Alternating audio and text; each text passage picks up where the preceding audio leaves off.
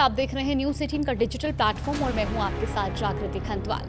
पाकिस्तान के बलूचिस्तान में अलगाववादी आंदोलन और सुरक्षा संकट लगातार गंभीर होता जा रहा है।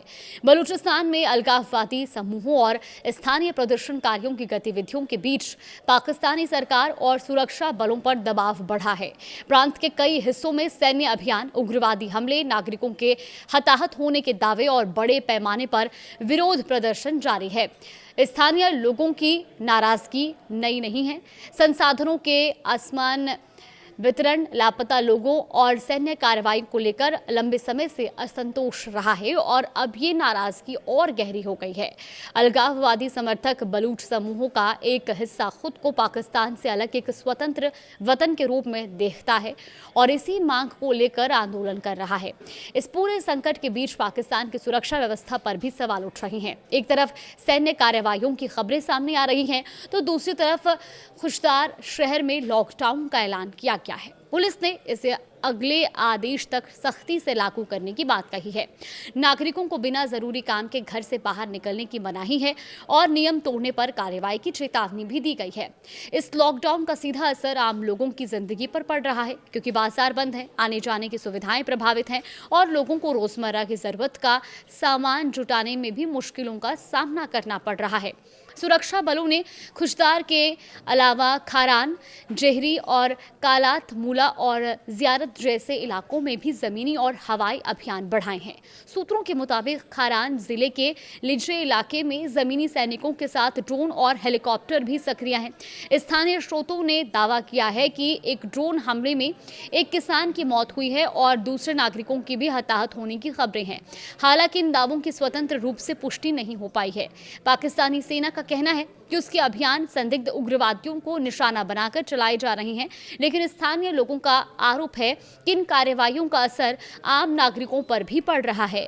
दूसरी तरफ बलूच लिबरेशन आर्मी यानी कि BLA ने भी अपनी गतिविधियां तेज करने का दावा किया है।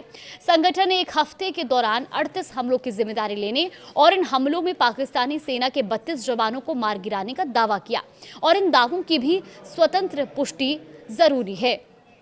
BLA ने एक प्रमुख 18 इंच की गैस पाइपलाइन को उड़ाने की भी बात कही है और इसके बाद क्वेटा और 5 अन्य जिलों में गैस सप्लाई प्रभावित होने की बात सामने आई है।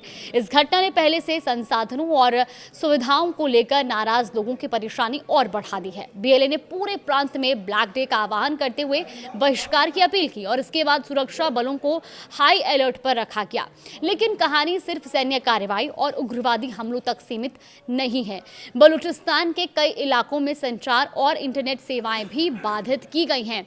इससे स्थानीय लोगों के लिए बाहर की दुनिया से संपर्क करना मुश्किल हो गया है और घटनाओं की जानकारी भी सीमित हो रही है। इसके बावजूद विरोध प्रदर्शन पूरी तरह से रुके नहीं हैं। युवा, मध्यम वर्ग के नागरिक और महिलाएं कई जगहों पर शांतिपूर्ण धरने और आंदोलनों में शामिल हैं। बलूच यकजहती कमेटी यानी कि BYC जैसे संगठनों ने मुख्य सड़कों को जाम कर प्रदर्शन किए हैं और उनकी प्रमुख मांगों में लापता लोगों का पता लगाना, सैन्य कार्रवाइयों पर रोक और बुनियादी मानवाधिकारों की रक्षा शामिल है।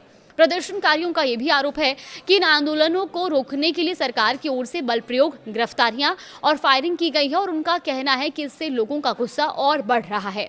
अब बलूच आंदोलन से जुड़े लोग अंतर्राष्ट्रीय समुदाय का ध्यान भी इस संकट की ओर खींच रहे हैं और मानवाधिकारों के कथित उल्लंघन पर अंतर्राष्ट्रीय स्तर पर आवाज उठाने और बलूचिस्तान की स्वतंत्रता की मांग को समर्थन देने की अपील कर रहे हैं। यानी बलूचिस्तान में इस समय संकट कई स्तर पर दिखाई दे रहा है। एक तरफ पाकिस्तानी सुरक्षा बलों और अलगाववादी समूहों के बीच संघर्ष है, तो दूसरी तरफ आम नागरिकों की सुरक्षा और रोजमर्रा की जिंदगी प्रभावित हो रही है और तीसरी तरफ लापता लोगों, मानव अधिकारों और राजनीतिक अधिकारों को लेकर आंदोलन जारी है। आने वाले दिनों में सबसे बड़ा सवाल यही है कि पाकिस्तान सरकार इस बढ़ते असंतोष और सुरक्षा संकट से कैसे निपटती है। क्या सैन्य कार्रवाई और सख्ती से हालात काबू में आएंगे या इससे लोगों का गुस्सा और बढ़ेगा। फिलहाल इतना साफ है कि बलूचिस्तान में सुरक्षा संकट के साथ साथ राजनीतिक और सामाजिक तनाव भी गहरा रहा है और इसका असर पूरे प्रांत की आम जिंदगी पर दिखाई दे रहा है।